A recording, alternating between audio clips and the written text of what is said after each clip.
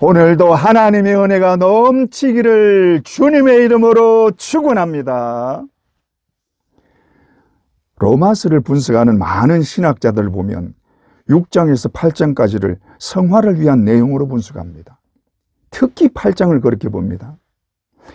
그러나 로이드 존스 목사는 그렇게 보지를 않고 8장을 5장에 이어지는 것으로 봅니다. 그리고 6장과 7장은 율법에 대한 질문에 대해서 바울의 변명을 논증한 것으로 5장의 주제에서 벗어난 것으로 봅니다. 왜 그렇게 보느냐 하면 5장까지 구원에 대한 칭의를 주제로 하다가 6장과 7장에서 갑자기 율법을 말하고 있기 때문입니다. 그것은 유대인들의 비판 때문인데 유대인들은 바울이 두 가지 문제를 야기한다고 주장합니다.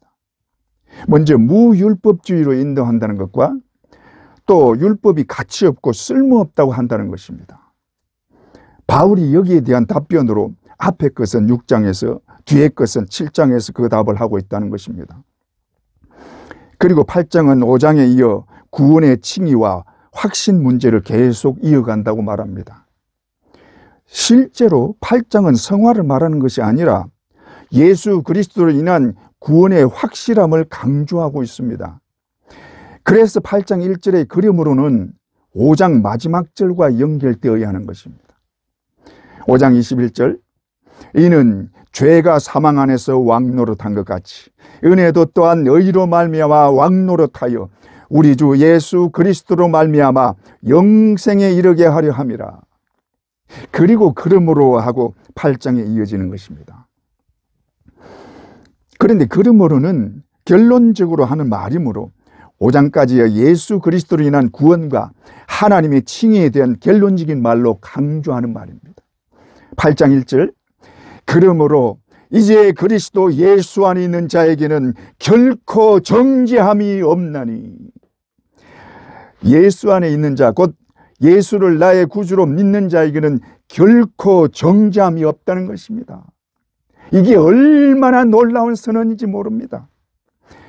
바울은 너희가 예수를 믿고 죄 사함 받고 구원을 받았으면 그 구원을 지키기 위해 죄를 범하지 말라고 하지 않습니다. 너희가 예수를 믿고 구원을 받은 이상 다시는 죄로 인한 정죄를 받고 멸망받지 않는다는 것입니다. 그 이유를 우리가 하나님의 아들됨과 성령의 내주 때문이라고 말합니다. 먼저 우리가 하나님의 아들이기 때문에 정죄받지 않습니다. 부모가 자기 아들이 죄를 저질렀을 때 그 아들을 쫓아내고 자기 아들이 되지 못하게 호적을 파버리는 그런 부분은 없을 것입니다.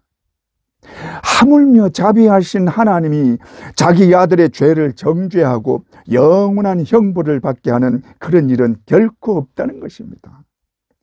단지 자식을 징계하듯이 징계가 있을 뿐입니다. 히브리서 12장 8절 징계는 다 받는 것이거늘 너희에게 없으면 사생자요 친아들이 아니니라. 그러므로 예수를 믿고 구원받은 우리는 죄로 인해 징계를 받을지언정 결코 정죄함은 없습니다. 믿습니까? 그렇다고 징계를 우습게 생각해서는 안 되는 것입니다. 자기 아들을 우리 죄 때문에 십자가에 달려 죽게 하셨는데 내가 또 죄를 범한다면 그 아들의 대속의 죽음을 욕되게 하는 것입니다. 그러므로 무서운 징계가 있는 것을 알아야 합니다. 또 성령이 우리를 도우시기 때문에 정죄받지 않습니다. 로마서 8장 26절에서 27절 이와 같이 성령도 우리의 연약함을 도우시나니 우리는 마땅히 기도할 바를 알지 못하나 오직 성령이 말할 수 없는 탄식으로 우리를 위하여 친히 간구하시느니라. 마음을 살피시는 이가 성령의 생각을 아시나니 이는 성령이 하나님의 뜻대로 성도를 위하여 간구하심이니라. 성령이 우리에게 임하신 것은 우리에게 몇 가지를 이루기 위해서입니다. 먼저 하나님의 약속을 이루는 것입니다. 하나님은 성령을 부어주실 것을 약속하셨습니다. 요엘서 2장 28절 그 후에 내가 내 영을 만민에게 부어주리니 이 약속하신 성령을 예수님이 받아서 이 땅에 보내주셨습니다. 누가복음 24장 29절 볼지어다 내가 내 아버지께서 약속하신 것을 너희에게 보내리니, 이 약속대로 성령을 이 땅에 부어주시고 우리에게도 부어주신 것입니다. 그러므로 우리에게 임한 성령은 하나님이 부어주신 것입니다. 따라서 우리에게 임하신 성령은 목만 죽일 수 있는 한 모금의 물이 아니라 은혜의 강물로 온몸이 잠기도록 부어진 것입니다. 그러므로 우리에게 성령이 충만하게 넘치도록 임하여 있는 것입니다. 믿습니까? 다음으로 생명을 살리기 위해서입니다. 우리의 생명을 살리는 것은 말씀입니다. 디모데후서 3장 15절 또 어려서부터 성경을 알았나니 성경은 능히 너로 하여금 그리스도 예수 안에 있는 믿음으로 말미암아 구원에 이르는 지혜가 있게 하느니라. 요한복음 6장 68절 시몬 베드로가 대답하되 주여 영생의 말씀이 주께 있사오니 우리가 누구에게로 가오리까. 그러므로 말씀으로 우리가 구원에 이르고 영생을 얻은 것입니다. 그런데 이 말씀으로 인도하고 이끄는 분이 성령님이십니다. 요한복음 16장 13절 그러나 진리의 성령이 오시면 그가 너희를 모든 진리 가운데로 인도하시리니 그가 스스로 말하지 않고 오직 들은 것을 말하며 장래 일을 너희에게 알리시리라. 진리의 성령 그가 너희를 모든 진리 가운데로 인도하시리라. 성령은 우리를 진리로 인도할 뿐 아니라 말씀을 깨닫고 믿게 하십니다. 요한복음 14장 26절 보혜사 곧 아버지께서 내 이름으로 보내실 성령 그가 너희에게 모든 것을 가르치고 내가 너희에게 말한 모든 것을 생각나게 하시리라. 성령은 우리를 돕기 위해 보혜사로 오셨습니다. 성령은 우리 연약함을 아시기 때문에 우리를 돕기 위해 최선을 다하십니다. 때로는 깨닫게 하시고 때로는 그 힘과 능력으로 친히 우리를 위해 역사하기도 하십니다. 그래서 절대로 이 세상과 마귀에게 지도록 내버려 두지 않고 기어코 이기게 하십니다.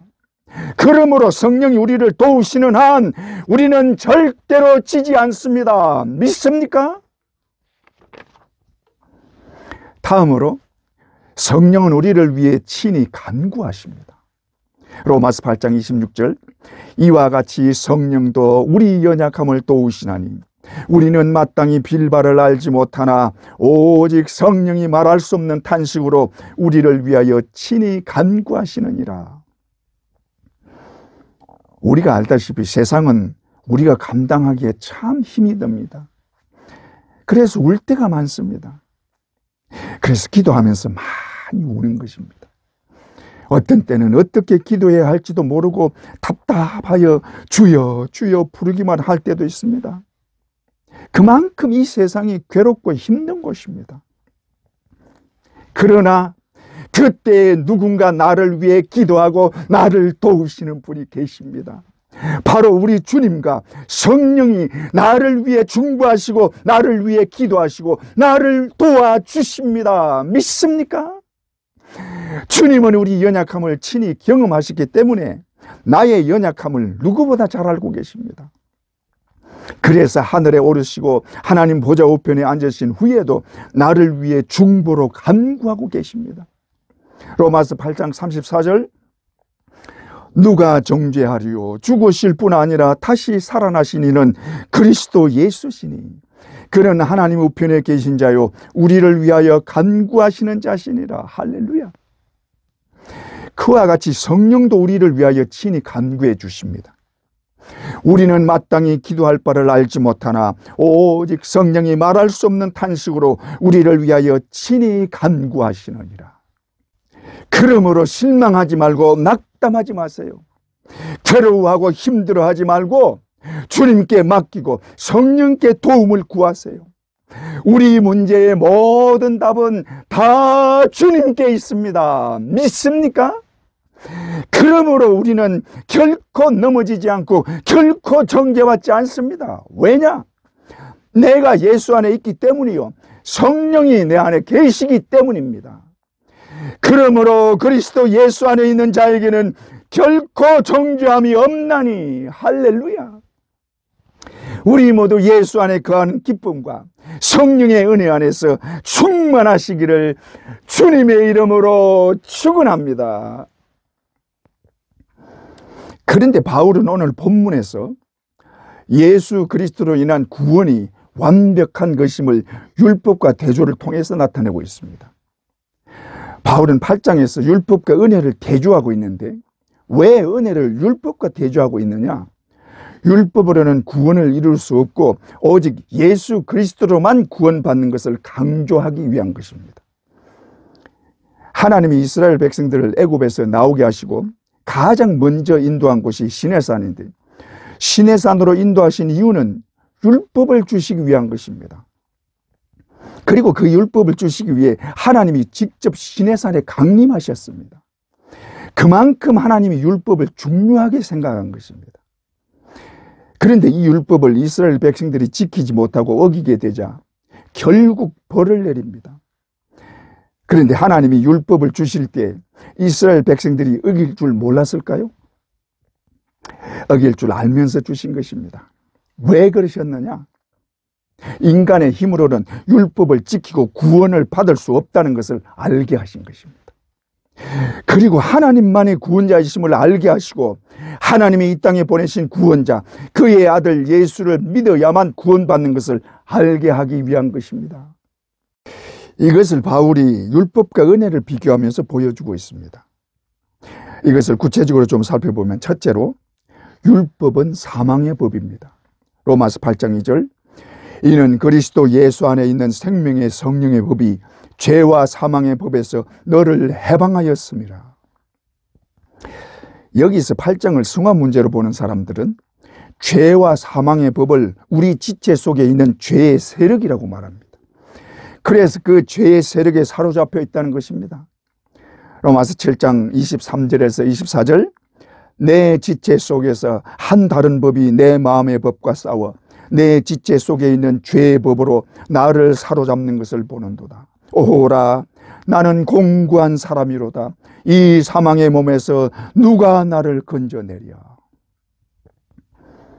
그런데 이들의 주장은 이 죄의 세력으로부터 벗어나는 길은 성령이 임하고 그 성령이 우리 지체 속에 역사하고 있는 죄와 사망의 법, 즉 죄의 세력에서 우리를 구원한다고 말하는 것입니다. 다시 말해 성령을 통해 완전 성화에 가까운 상태로 거룩하게 됨에 따라 우리를 해방하여 구원에 이르게 한다는 것입니다. 그러나 바울은 이것을 정반대로 말하고 있습니다. 바울은 우리가 거룩하게 됨으로 구원에 이르게 된 것이 아니라 죄의 사함을 받고 거듭났기 때문에 거룩하게 되었다고 말합니다. 그러므로 바울이 8장에서 말하는 것은 성화를 말하는 것이 아니라 예수 안에 있는 생명의 법을 강조한 것입니다. 그런데 이 생명의 법과 대조되는 것이 우리에게 있는 죄의 세력이 아니라 율법이라는 것입니다. 왜 그렇게 말하느냐? 먼저 바울은 1절에서 정죄함이 없다고 하는 것으로 정죄 문제를 다루고 있습니다. 그런데 우리를 정죄하는 것은 우리에게 있는 죄의 세력이 아닙니다. 죄의 세력은 우리를 사망으로 끌고 갈 수는 있지만 우리를 정죄하지는 못합니다. 심지어 사탄도 우리를 정죄하지는 못합니다. 그러므로 이 세상의 어떤 것으로도 우리를 정죄할 수는 없습니다. 그러나 우리를 정죄할 수 있는 것이 있는데 그것이 율법입니다. 그래서 바울은 율법을 죄와 사망의 법이라고 한 것입니다. 왜냐하면 율법의 행위로 어렵다함을 받을 육체는 없고 오히려 율법을 통해서 죄를 깨닫고 그래서 정죄를 받을 수밖에 없기 때문입니다. 로마서 3장 20절, 그러므로 율법의 행위로 그의 앞에 어렵다 하심을 얻을 육체가 없나니 율법으로는 죄를 깨달음이니라. 그러므로 율법으로 인해 죄를 깨닫고 율법 때문에 정죄를 받는다는 것입니다. 로마서 7장 13절, 그런즉 선한 것이 내게 사망이 되었느냐? 그럴 수 없느니라. 오직 죄가 죄로 드러나기 위하여 선한 그것으로 말미암아 나를 죽게 만들었으니 이는 계명으로 말미암아 죄로 심히 죄되게 하려 함이라.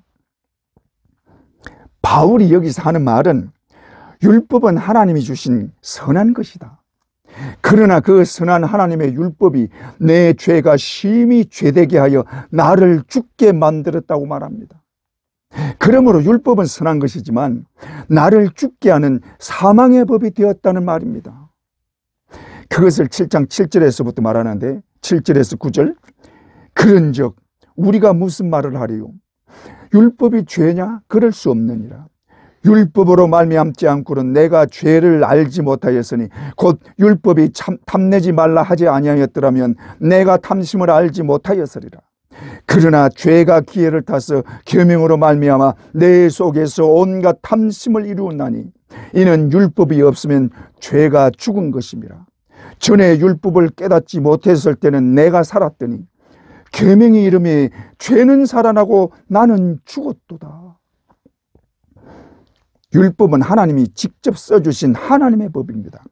그러니 이 세상 어떤 법보다 귀중한 법입니다. 그런데 문제는 그 법을 지키고 하나님이 주시는 구원을 받을 자가 아무도 없다는 것입니다. 로마서 3장 20절, 그러므로 율법의 행위로 그의 앞에 어렵다 하심을 얻을 육체가 없나니. 그런데 하나님이 그것을 모르고 주셨나요? 아무도 지키지 못할 것을 알면서 주신 것입니다. 왜 그렇게 하셨느냐? 인간의 의나 인간의 행위로는 아무도 어렵게 될 수 없고 그로 인해 아무도 구원받을 수 없다는 것을 깨닫게 하기 위한 것입니다. 다시 말해 죄를 깨닫고 죄 때문에 구원받지 못하는 것을 깨닫게 하신 것입니다. 그래서 율법은 사람들의 죄를 정죄하기 위한 사망의 법이라는 것입니다. 따라서 하나님이 율법을 주신 이유는 어떤 인간도 하나님의 법을 지킬 수 없는 나약한 존재임을 알게 하기 위한 것입니다. 여러분, 우리가 알다시피 10계명이 지키기 어려운 것이 아닙니다. 10가지 계명 중에 정말 지키기 어려운 것이 있나요? 첫째와 둘째는 우상 숭배하지 말고 하나님만 섬겨라. 넷째, 안식일을 지켜라. 다섯째, 부모를 공경하라. 그 다음, 살인하지 말라, 간음하지 말라, 도둑질하지 말라. 마지막으로 내 이웃의 것을 탐내지 말라. 너무나 평범한 것이요 다 지키기 쉬운 것입니다. 이스라엘 백성들은 이것을 잊지 않기 위해 이마와 손목 또 옷자락에도 써붙이고 다녔습니다. 그리고 그 자녀들에게 수시로 부지런히 가르쳤습니다. 그런데도 정작 지키지를 못했습니다. 그러므로 율법에 의해서는 희망이 없는 것입니다. 그러나 하나님은 이것을 지키지 못하는 인간들을 죽음의 저주에서 구해내기 위해 구원의 은총을 베풀어 주십니다. 로마서 8장 3절, 율법이 육신으로 말미암아 연약하여 할 수 없는 그것을 하나님은 하시나니 그 죄로 말미암아 자기 아들을 죄 있는 육신의 모양으로 보내어 육신의 죄를 정하사. 인간들이 연약하여 지키지 못하는 율법을 대신하여 자기 아들을 이 땅에 보내시고 그 율법의 정죄를 대신 받게 하신 것입니다. 하나님은 우리가 지키지 못하는 율법을 지킬 수 있는 방법을 주시고 지키도록 도우신 것이 아니라 하나님 자신이 그 율법의 정죄와 저주를 친히 감당하신 것입니다. 그래서 우리가 받아야 하는 모든 정죄를 자신의 독생자가 받게 하셨고 율법의 저주로 죽어야 하는 인간을 대신해서 그의 아들을 죽게 하신 것입니다. 이 일을 이루기 위해 그의 아들 예수 그리스도를 이 땅에 보내시고 그로 하여금 우리가 받아야 할 정죄를 받게 하시고 그 대가로 저주를 받고 내가 달려야 할 십자가에 내 대신 달리신 것입니다. 그러므로 예수가 당한 고난은 우리가 받아야 할 저주를 대신한 것이므로 조금의 자비도 없는 형벌이었습니다. 그 형벌이 바로 내가 받아야 하는 십자가의 죽음이었습니다. 우리는 예수님이 십자가에 못 박힌 것을 생각하고 얼마나 아프셨을까 그렇게 우리는 생각하지만 그 십자가에 못 박힌 손은 나의 손이요 그 발은 나의 발인 것입니다. 그러므로 내 손이 못에 박히고 내 발이 못에 박히는 그 아픔을 느낄 수 있어야 합니다. 그래야 주님의 고통을 제대로 느끼고 통곡할 수 있는 것입니다. 예수님은 그 저주를 알았기 때문에 밤새도록 간절히 기도했고 땀이 핏방울이 되도록 간절히 기도한 것입니다. 그러나 주님은 나를 살리기 위해 그 십자가를 절대로 포기할 수 없었습니다. 채찍에 맞아 쓰러지면서도 반항하지 않았고 십자가에 못이 박히면서도 끝까지 참고 견딘 것입니다. 이 주님의 저주와 고통의 죽음으로 내가 살아난 것입니다. 믿습니까? 우리 모두 주님의 대속의 죽음을 영원토록 찬송하시기를 주님의 이름으로 축원합니다. 둘째로 생명의 성령의 법입니다. 바울은 율법과 대조하여 우리가 받은 구원을 생명의 성령의 법이라고 말합니다. 로마서 8장 2절, 이는 그리스도 예수 안에 있는 생명의 성령의 법이 죄와 사망의 법에서 너를 해방하였습니다. 바울은 1절의 주제를 2절에서 계속 말하면서 1절에 결코 정죄함이 없는 이유를 말하고 있습니다. 그리스도 예수 안에 있는 자에게는 결코 정죄함이 없는데 그 이유는 그리스도 예수 안에 있는 생명의 성령의 법이 죄와 사망의 법에서 나를 해방했기 때문이라는 것입니다. 그렇다면 생명의 성령의 법이 무엇이길래 죄와 사망의 법에서 나를 해방했다는 것입니까? 그것을 바울은 우리의 현재 위치로 설명하고 있습니다. 먼저 우리의 본래의 위치는 사망의 법 아래 있었습니다. 이것을 바울은 아담과 예수를 비교하면서 말하는데 아담 안에 있는 것을 사망의 법 아래 있다고 했고 사망의 왕노릇 아래 있다고 말합니다. 로마서 5장 12절, 그러므로 한 사람으로 말미암아 죄가 세상에 들어오고 죄로 말미암아 사망이 들어왔나니 이와 같이 모든 사람이 죄를 지었으므로 사망이 모든 사람에게 이르렀느니라. 14절, 그러나 아담으로부터 모세까지 아담의 범죄와 같은 죄를 짓지 아니한 자들까지도 사망이 왕노릇하였나니. 아담이 죄를 범함으로 모든 사람이 죄 아래 놓이게 되고 이 죄로 인해 모든 사람에게 사망이 왕노릇하게 되었다는 것입니다. 그러므로 모든 인간은 죄의 법 아래서 사망에게 매여 사망의 저주 아래 놓여 있었던 것입니다. 하지만 이제는 은혜 아래로 옮겨졌다는 것입니다. 율법의 저주 외에 한 의가 나타났는데 그것이 그리스도 예수로 인한 생명의 성령의 법이라고 말합니다. 로마서 3장 21절에서 22절, 이제는 율법 외에 하나님의 한 의가 나타났으니 율법과 선지자들에게 증거를 받은 것이라. 곧 예수 그리스도를 믿음으로 말미암아 모든 믿는 자에게 미치는 하나님의 의인이 차별이 없느니라. 이제는 예수 그리스도로 말미암아 우리를 구원하는 한 의가 나타났는데 곧 우리 대신 대속의 죽음을 죽으신 예수 그리스도를 믿는 믿음으로 우리를 구원한다는 것입니다.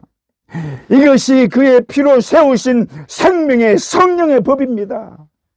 그래서 이 예수를 믿는 자는 구원을 받고 사망의 법과 사망의 왕노릇 아래 있던 위치에서 생명의 성령의 법 아래로 옮겨왔다는 것입니다. 그러므로 우리는 더 이상 죄와 사망에게 매여 있지 않으며 생명의 성령의 법과 은혜의 왕노릇 안에서 그 은혜로 충만하게 된 것입니다. 이것이 우리의 현재 위치요, 이 은혜로 영원한 생명을 누리게 된 것입니다. 믿습니까? 로마서 5장 20절에 21절, 율법이 들어온 것은 범죄를 더하게 하려 함이라. 그러나 죄가 더한 곳에 은혜가 더욱 넘쳤나니 이는 죄가 사망 안에서 왕노릇한 것 같이 은혜도 또한 의로 말미암아 왕노릇하여 우리 주 예수 그리스도로 말미암아 영생에 이르게 하려 함이라. 그런데 죄가 더한 곳에 은혜가 더욱 넘쳤다는 말이 무슨 말이냐 하면 본래 죄는 아담의 한 범죄로 시작된 것입니다. 그러므로 아담으로부터 온 범죄는 한 범죄를 말합니다. 그러나 그 한 범죄로 인해 인간에게 미친 결과는 다 파멸이요 사망의 저주였습니다. 그리고 이 죄로 인해 죄가 세력을 형성하고 모든 사람을 죄 아래 가두었으며 더욱 많은 죄를 범하게 한 것입니다. 그러나 예수 그리스도의 죽음으로 인한 은혜는 이 모든 죄를 해결하고도 더욱 넘쳤다는 말입니다. 로마서 5장 16절, 또 이 선물은 범죄한 한 사람으로 말미암은 것과 같지 아니하니 심판은 한 사람으로 말미암아 정죄에 이르렀으나 은사는 많은 범죄로 말미암아 어렵다 하심의 이름이니라. 그래서 우리가 많은 범죄에도 불구하고 은혜의 왕노릇에 의해 생명의 성령의 법 안으로 들어오게 되었다는 것입니다. 그런데 그 은혜의 왕노릇이 은혜 안에 있는 사람들, 즉 예수를 믿고 새 생명을 얻은 사람들로 하여금 왕노릇하게 한다는 것입니다. 5장 17절, 한 사람의 범죄로 말미암아 사망이 그 한 사람을 통하여 왕노릇하였은즉 더욱 은혜와 의의 선물을 받은 자들은 한 분 예수 그리스도를 통하여 생명 안에서 왕노릇하리로다. 이 말씀은 사망의 왕노릇 아래에서 종노릇하던 자가 은혜의 왕노릇 안으로 들어왔을 뿐 아니라 그 은혜와 의의 선물을 받은 자들이 예수 그리스도의 생명 안에서 왕노릇하게 되었다는 것입니다. 다시 말해 구원받은 내가 왕노릇한다는 것입니다. 이게 은혜의 풍성함이요 더욱 넘치는 은혜입니다. 믿습니까? 그런데 많은 신자들이 이 풍성한 은혜 아래에 있으면서 아직도 자신의 현재 위치를 제대로 모르고 있습니다. 분명히 예수를 믿고 구원을 받았음에도 여전히 사망의 왕노릇 안에서 있는 것처럼 살고 있습니다. 많은 신자들이 여전히 죽음을 겁내고 있습니다. 인간의 죽음은 아담의 죄 때문에 온 것입니다. 그런데 죄로 인한 죽음을 이용하여 사망이 인간을 좌지우지하고 왕노릇하고 있습니다. 죽음은 공포를 가져오고 극도로 불안하게 만듭니다. 이게 죄 때문에 오는 것입니다. 그러므로 죄 문제를 해결하지 못하면 언제나 공포와 불안에 쌓일 수밖에 없는 것입니다. 안 믿는 사람들과 대화를 해보면 나이가 많을수록 삶이 허무하고 불안하다고 말합니다. 그게 다 근본적인 문제를 해결하지 못해서 그런 것입니다. 사람들이 가지고 있는 근본적인 문제는 그들이 인정하든 안 하든 죄 문제인 것입니다. 그리고 사람들은 은연중에 죄에 대한 대가가 있는 것을 알고 있습니다. 그래서 죽음을 겁내고 죽음에 대한 공포를 가지고 있는 것입니다. 그러나 우리 믿는 자들은 예수 그리스도의 대속의 죽음으로 죄의 사함을 받고 죽음의 저주에서 벗어났습니다. 믿습니까? 그러므로 더 이상 사망의 저주 아래 매여 있지 않습니다. 그런데 왜 여전히 죽음을 겁내고 죽음을 무서워하는 것입니까? 여러분, 우리의 위치가 바뀌어졌습니다. 우리는 더 이상 죽음의 저주 아래 있지 않습니다. 우리는 예수 그리스도의 대속으로 모든 죄가 사함받았으므로 사망으로 망하는 자가 아니라 결코 다시는 정죄함이 없는 자들이요 은혜의 왕노릇 안에 있는 자들이요 내가 그 왕노릇을 하는 자인 것입니다. 믿습니까? 더욱 은혜와 의의 선물을 넘치게 받은 자들은 한 분 예수 그리스도를 통하여 생명 안에서 왕노릇 하리로다. 할렐루야. 그러므로 우리는 죽음을 향하여 담대히 외칠 수 있습니다. 사망아, 너의 쏘는 것이 무엇이냐? 여러분 믿습니까? 우리 모두 다시는 죽음을 겁내는 어리석은 자들이 되지 않기를 주님의 이름으로 축원합니다. 셋째로, 생명의 법으로 얻게 되는 것들입니다. 성경에서 은혜에 대해서 말할 때 넘치는 은혜, 더욱 넘치는 은혜라는 말이 많이 나옵니다. 로마서 5장 20절, 율법이 들어온 곳은 범죄를 더하게 하려 합니다. 그러나 죄가 더한 곳에 은혜가 더욱 넘쳤나니. 그런데 율법이 들어온 것은 범죄를 더하게 하려 함이라, 이 말씀을 잘못 들으면 오해할 소지가 있는데, 율법은 하나님이 주신 것입니다. 하나님이 주신 그 율법이 범죄를 더하게 하려 했다는 것은 하나님이 범죄를 더하게 하려고 했다는 말인가 하는 오해를 할 수 있는 것입니다. 그러나 이 말은 율법을 지키고 죄를 짓지 않도록 하기 위해서 주신 율법을 인간이 지키지 못할 뿐 아니라 오히려 그 율법 때문에 인간의 죄가 더욱 드러나게 되었다는 것입니다. 하나님이 인간에게 율법을 주신 것은 죄에 대한 경각심을 갖게 하기 위한 것이지 죄를 지으라는 것이 아닙니다. 그러나 결과적으로 율법이 한 일은 죄를 드러내는 일밖에 못한 것입니다. 그래서 바울은 율법을 죄의 법이라고 말하고 있습니다. 그러나 이것을 다 덮고도 남는 더욱 넘치는 은혜가 있다는 것입니다.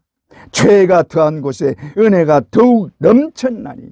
왜 더욱 넘치는 은혜라고 하느냐? 율법이 할 수 없는 일을 할 뿐 아니라 그보다 더 큰 일을 이루어 주시기 때문입니다. 로마서 8장 3절, 율법이 육신으로 말미암아 할 수 없는 그것을 하나님은 하시나니. 여기서 율법이 할 수 없는 일이 무엇입니까? 율법은 우리를 죄에서 구원할 수 없습니다. 하나님이 율법을 주실 때 이 율법이 구원을 받게 하는 것이라고 하지 않았습니다. 그러므로 율법을 아무리 잘 지켜도 구원을 받을 수는 없습니다. 왜 율법으로 구원을 받을 수 없느냐? 율법을 지킨다고 그동안에 있던 죄가 없어지지는 않기 때문입니다. 죄는 반드시 죽음이라는 대가를 치러야 합니다. 그러나 율법은 우리의 죽음 문제를 해결하지 못하기 때문에 우리를 구원할 수 없는 것입니다. 이것이 율법이 할 수 없는 일입니다. 그러나 하나님은 그것을 하신다는 것입니다. 로마서 8장 3절에서 4절, 율법이 육신으로 말미암아 할 수 없는 그것을 하나님은 하시나니 곧 죄를 인하여 자기 아들을 죄 있는 육신의 모양으로 보내어 육신의 죄를 정하사 육신을 쫓지 않고 그 영을 쫓아 행하는 우리에게 율법의 요구를 이루어지게 하려 하심이라. 하나님은 우리 죄를 해결하시려고 영광 중에 계신 그의 아들을 이 땅에 보내시고 인간이 되게 하셔서 인간들의 모든 죄를 그에게 전가시켰습니다. 그리고 그 죄의 대가로 십자가에 달려 저주의 죽음을 당하게 하셨습니다. 그러므로 우리 주님은 아무 죄도 없이 오로지 나의 죄 때문에 십자가에 달려 보배 피를 흘리고 내 대신 죽으시고 그 죽음으로 나를 살리신 것입니다. 이게 나에게 임한 아무 값없이 주신 은혜요, 도저히 갚을 수 없는 은혜입니다. 믿습니까? 그러나 예수님이 내 대신 죽은 것은 죄를 사한 것 이상으로 더 큰 은혜가 있습니다. 먼저 율법의 요구를 이루게 하십니다. 로마서 8장 4절, 그 영을 쫓아 행하는 우리에게 율법의 요구를 이루어지게 하려 하심이라. 영을 쫓아 행하는 자는 예수를 구주로 믿는 자입니다. 그런데 이 영을 쫓아 행하는 자에게 율법의 요구를 이루어지게 하는데 그 이유는 예수가 율법의 요구를 완벽하게 이루었기 때문에 그를 믿는 자도 율법을 이루었다고 한다는 것입니다. 하나님은 우리가 예수를 믿고 성령으로 거듭날 때 우리의 모든 죄가 사함받았다고 선언하십니다. 그리고 이때 율법도 다 같이 이루었다고 하시는 것입니다. 왜냐? 예수가 이루신 것을 믿는 자도 똑같이 이루었다고 하시기 때문입니다. 이것이 예수 안에서 주님과 내가 하나가 되었기 때문입니다. 그러므로 내가 죽지 않아도 예수의 죽음이 곧 나의 죽음이요, 내가 율법을 이룬 것이 아닌데도 예수로 인해 그 율법을 내가 이루었다고 하시는 것입니다. 이것이 우리의 믿음이요, 예수를 믿음으로 받는 더욱 넘치는 은혜인 것입니다. 믿습니까? 다음으로 천국을 상속받는 자입니다. 천국은 하나님이 계신 하나님의 나라입니다. 그리고 예수 그리스도가 부활하셔서 하나님 보좌 우편에 앉으시면서 천국과 이 땅과 모든 것을 다스리는 자가 되셨습니다. 한마디로 하나님으로부터 물려받은 상속자가 된 것입니다. 그런데 그를 믿는 우리 또한 상속자라고 말합니다. 로마서 8장 17절, 자녀이면 상속자 곧 하나님의 상속자요 그리스도와 함께한 상속자니. 왜 우리가 상속자가 되느냐? 하나님의 아들이 되었기 때문입니다. 그러므로 예수님처럼 하나님의 상속자요 천국을 유업으로 받는 상속자가 되는 것입니다. 그 영광의 나라 천국에 들어가기만 해도 너무나 좋지만 그 천국을 유업으로 받아 예수님과 함께 천국을 소유하게 된다는 것입니다. 그러므로 이 땅에 내 것이 아무것도 없어도 상관없습니다. 내 것은 다 천국에 있습니다. 하나님이 나를 위해 다 준비하고 계십니다. 믿습니까? 이게 다 예수 그리스도로 인한 넘치는 은혜인 것입니다. 다음으로 영화롭게 되는 것입니다. 우리는 영화롭게 되는 것이 어떤 것인지 잘 모릅니다. 왜냐? 영화롭게 된 적이 없기 때문입니다. 우리의 본분은 하나님을 영화롭게 하는 것입니다. 영화롭게 한다는 것은 영광을 나타내게 하는 것입니다. 그 영광은 감사와 찬양과 예배를 드림으로 나타내게 하십니다. 그런데 하나님의 영광을 말할 때 두 가지 측면을 생각해야 합니다. 먼저 하나님은 존재 자체가 영광입니다. 이 영광에는 어떤 것도 가까이 할 수 없습니다. 계시록의 요한이 하나님의 보좌를 보고 보라 하고 소리쳤습니다. 계시록 4장 2절에 3절, 내가 곧 성령에 감동되었더니 보라 하늘의 보좌를 베풀었고 그 보좌 위에 앉으신 이가 있는데 앉으신 이의 모양이 벽옥과 홍보석 같고 또 무지개가 있어 보좌에 둘렸는데 그 모양이 녹보석 같더라. 이것은 요한이 환상으로 본 것을 기록한 것인데 실제로는 그 영광을 볼 수 있는 사람은 아무도 없습니다. 왜냐하면 하나님은 본체적으로 영광이시며 거룩 그 자체이시기 때문에 죄가 있는 자는 절대로 볼 수가 없습니다. 또 하나, 나타내 보여주시는 영광입니다. 하나님의 영광은 아무도 가까이 할 수 없지만 이 영광을 인간에게 나타내 보여주십니다. 그래서 그 영광을 보게 하시고 그 앞에 영광을 돌리게 하는 것입니다. 그 대표적인 것이 시내산 강림입니다. 하나님은 시내산에 강림하시고 모세와 백성들에게 그 영광을 나타내셨습니다. 그러나 그 영광에 가까이 오지 말라고 하십니다. 출애굽기 19장 21절, 여호와께서 모세에게 이르시되 내려가서 백성을 경고하라. 백성이 밀고 들어와 나 여호와에게로 와서 보려 하다가 많이 죽을까 하노라. 이 말씀은 하나님의 영광을 보면 죽는다는 말입니다. 그만큼 하나님의 영광은 인간이 가까이 할 수 없는 것입니다. 그러나 예수 그리스도의 대속으로 우리가 죄 사함 받고 구원을 받았을 뿐 아니라 이 하나님의 영광에 참여하게 된 것입니다. 어떻게 그럴 수 있느냐? 예수 그리스도의 구속으로 우리가 영화롭게 되었기 때문입니다. 로마서 8장 30절, 또 미리 정하신 그들을 또한 부르시고 부르신 그들을 또한 어렵다 하시고 어렵다 하신 그들을 또한 영화롭게 하셨느니라. 그러므로 우리는 이미 영화롭게 되었고 영광을 얻은 것입니다. 그것을 단적으로 볼 수 있는 것이 하나님 앞에 마음껏 기도할 수 있다는 것입니다. 우리가 영화롭게 되었기 때문에 하나님의 보좌 앞에 나가서 기도할 수 있는 것입니다. 그 이유는 우리가 예수를 믿음으로 하나님의 아들이 되었고 예수님처럼 영화롭게 되었기 때문입니다. 로마서 8장 14절, 무릇 하나님의 영으로 인도함을 받는 사람은 곧 하나님의 아들이라. 이게 생명의 성령의 법이요 더욱 넘치는 은혜로 인한 것입니다.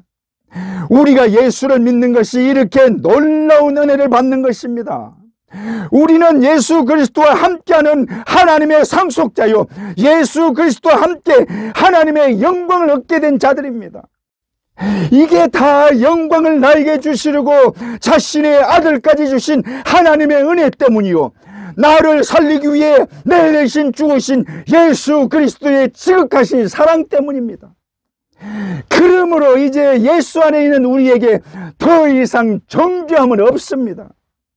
나의 모든 정죄는 예수 그리스도가 다 받았기 때문에 더 이상 나에게 정죄함은 없을 뿐 아니라 생명 안에서 왕노릇하는 자가 된 것입니다. 믿습니까?